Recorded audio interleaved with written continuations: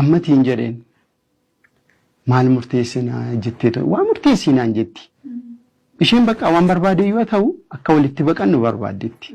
Garuu an sa'aatii sana maatiin koo ana duwwaadha kan isaan ijarra kaa'atanii jiranii. Firri namni hundumtuu bakka. Kanaafi sa'aatii sana barumsa koo addaan kutuu ta'a kan jedhu nuuf dhiphisaan. Sabooda waan barbaade yaa ta'u bakka nan dhufaa naan jette. Akkamitti dhufta? Bakka waan barbaade yaa ta'u nan dhufa. Jecha ishee yaadadhe. Kadhattuu yoo taate wajjin kadhadhe si wajjin hin kadhadhe yaaddaa kan isheen naan jettee yaadadhe. Ishi gaaffii tokkoon si gaafadhaan jedhee. Dhuftee yoo rakkattee beeloftee daartee uumaan dubbattu uumaa tokko. Walii wajjin taanaan homtu tokko nutti hin dhaga'amu bakka naan jette. Murteesseeraa ati garuu murtii kee murteessii naan jette. Ishiin jedhee birrii qabu sanarraa birrii 300 ergee gaafa sana nan yaadadha. Tiraanspoortii ishee sabooda bakka erga jettee jecha kee dubbattee kana duwwaa qabadhu bakka bor rakkoon mudatutti akka wanta biraan jennee jedhee amansiisee nan ergee fi hin dhuftee gaafa na Wallagga University dha kan baradhe hin dhuftee gwaadanyaan koon amma gadaasin jedhee isti barumsa keeti baradhu nan beeka mucayyoo wayide buna shaayii kan qabdu jirti mimmi jedhamti naannoo boordiidha.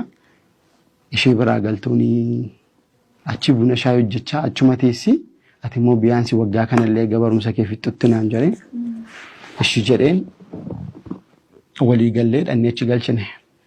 Mana baateen beektu hojii hojjetteen beektu mana nama achi gashinee sabooda torbeen bullee ta'uu fidide. Nyaama wajjin wal dhabdi. Haadha manaa osoo hin taane sararatanyaa biraa wajjin wal dhabdeeni bakka inaarteeni bakka anni koo si challenge jiru si wajjin hin dabarsuu dhufe malee qophaa koo miti. Kanaaf netti ulfaateeraa naan jetti.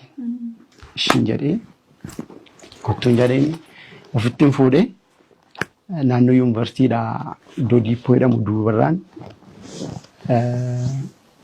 mana kireeffanne. Mana kilaasii tokko kireeffannee firaashiitti bitannee homtuun jiru keessa buluutti kaane.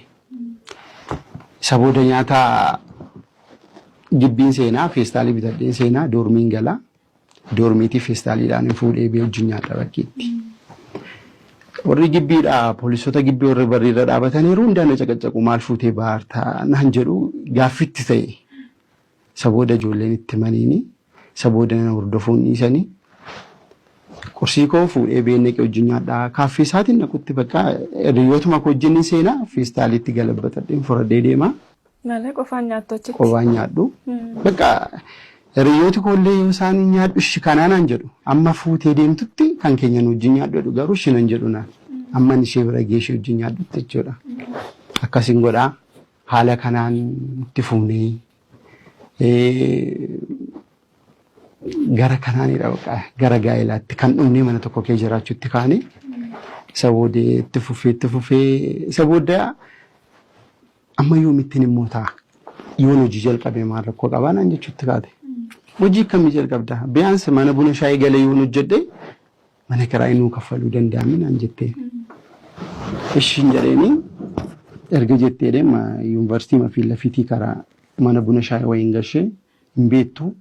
Danfistee nagaddeen beektu buna sabooda ta'uu fidide innis kan hin daganne yeroo sana utuu kasala qabsiistuu feestaaliidhaan harka ishee irra bu'ee gaannaqu harka ishee gubataan argee sirraan gubatee miidhamteetti bakka nan cinqamee sabooda hiriyooti koo na gorsuu waan meeqaan na bira dhaabbachuu yaaduu sabooda bakka gara maalittan dhufe wanta jiru barbaadamee maal jedhee kattateen mana buna shaayii xiqqoo ta'e banuufi.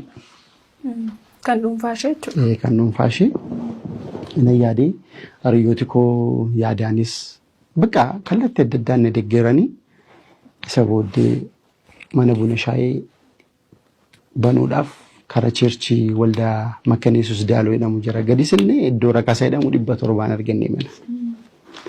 700 argannee amma gaa achi qooda iddoo lamatti mana kiraa kaffallu kilaasii sana keessa firaashii magarajaadhaan kunne firaashii keenyas buufannee achuma bullaa baarandaa isaatti naganna sagar tokkottis wambarii keenyatti nagadaama. Intini taane ijoolleen bakka baay'ee nu dinqisiifatu nu jaallatu. Bakka jaalaluma keenyarraan kan ka'u inni fuumanni keenya waliin ga'u.